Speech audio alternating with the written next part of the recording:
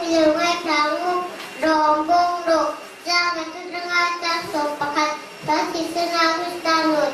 enge kasih takam le hai natu aku nega kainan soalnya kana nondong mami hai dore teni suat pengati kok soalnya antinya dalam cai cawang kaini lima pista iswa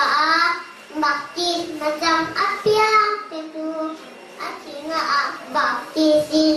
karena desa emane tuangin akhirnya bakti ma kan sangin anena bukan no para budai menjadi neta pesta akan tuangkan kini kok sudah tarin panon kena akhirnya dia amade dan bersikap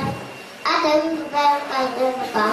tapi syailah kami itu anena kini olehta satu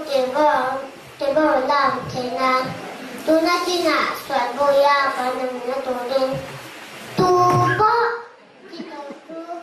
soal kata tersia jin fikasnya anti terus anena panungnya bang jangan kita tu mesti mata terus apa akhirnya dokter kita tersia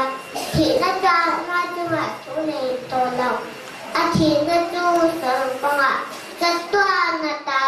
berkacau akhirnya ada tu pecah nunggu anu ni setiap waktu nang nipo dalam pengaji buat dua tulah bagian aku ada kan kita iswa mengenai dalam